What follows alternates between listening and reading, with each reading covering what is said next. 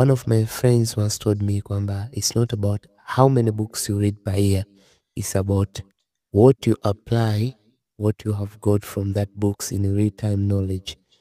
Ni kwamba haijalishi unasoma vitabu vingapi kwa mwaka au unasoma vitabu vingapi. Kinachojalisha ni kwamba je, jinsi gani unaweza kutumia ile knowledge uliyoipata katika vitabu. Sasa baada ya kufikiria hicho, leo tuna finalize kipengele chetu cha mwisho kabisa kwenye kitabu chetu 0 to 1, 0 to 1 by Peter Thiel. Na katika kipengele hichi tutaenda kuzungumzia jinsi gani we can apply the knowledge ambayo tumeipata katika kitabu 0 to 1 by Peter Thiel. Kama kawaida nitakuletea facts 5 ambazo nimeweza kuziderive kwamba unaweza ukazi apply kutokana na knowledge uliyoipata kwenye hicho kitabu. Fact ya kwanza kabisa ni kwamba you can solve a unique local problem. Tukiongelea context ya Tanzania ni kwamba una solve unique problem ambayo ipo Tanzania kwa kuangalia local demands zinataka nini.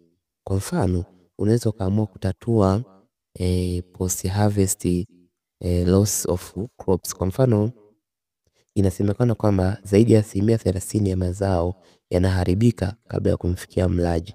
Sasa unaweza ukaja na mbinu ambazo zitawezesha kuokoa mazao kwa kuboresha labda masoko, kuanzisha masoko ya kidigitali, kuanzisha masoko maybe ya moja kwa moja ambayo yataendana na Tanzanian context. Tatizo kubwa la startup nyingi za kibongo bongo ni kwamba startup nyingi zinakuwa ni very theoretical. Startups nyingi zinakuwa ambazo hazina uhalisia kwa nchi zetu hizi za Kiafrika. Kwa mfano, kuna rafiki yangu mmoja aliwahi kugundua startup ambayo inamwezesha mtu mwenye nyumba na mpangaji kukutana kwa pamoja bila kuwepo na middleman. Of course ni wazo zuri, lakini kibongo bongo hapo kuna kwa bado ile watu wengi hawana mwamko wa mtandao, wenye nyumba hawajui mitandao, wanaotafuta nyumba na kwa hiyo ile kuwa hook up inakuwa ni ngumu kidogo. So ndo hivyo unaweza ukasolve a unique local problem.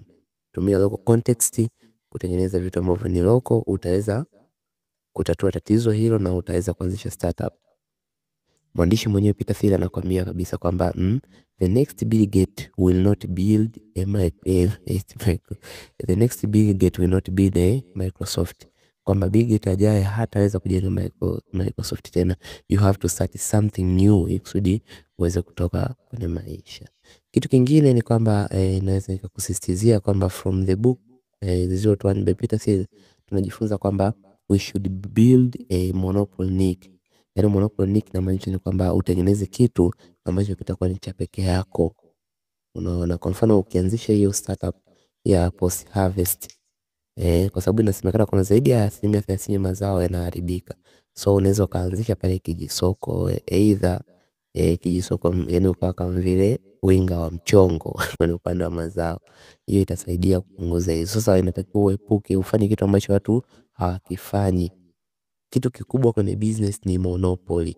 Na ndio maana njia mojawapo ya kuigundua Ponzi scheme au utapeli wote, ukiona business yote haihusishi monopoly, run away, that is not business. Business, the key of business ukitaka kufanikiwa ni monopoly. Kitu kingine ni kwamba unatakiwa jifunza kutumia technology. Learn the basic things kwenye technology. Vitu vidogo vidogo, kufungua account mwenyewe za mitandao ya kijamii, kufanya marketing, kufanya nini, unatakiwa jifunza mimi. Lakini kitu kingine ambacho nimejifunza kutoka kwenye kitabu 0 to 1 by Peter Thiel ni kwamba unatakiwa build a strong team. Kubuild a strong team ni kwamba hauwezi kufanya kila kitu peke yako. So kama tulivyoangalia ile the past week kwamba good startups inakuwa na predetermined roles. Sasa ukiwa na startup nzuri au ukishaanzisha startup yako, unatakiwa uwe na una strong team. Unatakiwa ujue manager ni nani, marketing anafanya nani. So by doing so utakuwa umefanya vizuri. Na kama nilivyosisitiza hapo awali ni kwamba it's not about how many books you read, it's about how you apply the book you read kwenye knowledge za kila siku. So that's mambo machache sana niliyopata katika 0 to 1 by Peter Thiel. If you haven't watched reviews zilizopita, vipengele vilivyopita kuhusu 0 to 1 unaweza kuviangalia. So far so good, we are finalizing na hichi kitakuwa ni kitabu chetu cha pili. This is our second read. Third read itapanda soon. If you have any comment, labda una kitabu ambacho ungependa nikireview au una kitabu ambacho una suggest nikireview, You can check me in the comment, you can check me in my DM. Kuna baadhi ya watu ambao waliulizia kuhusu vitabu. I'll be delivering soon this week.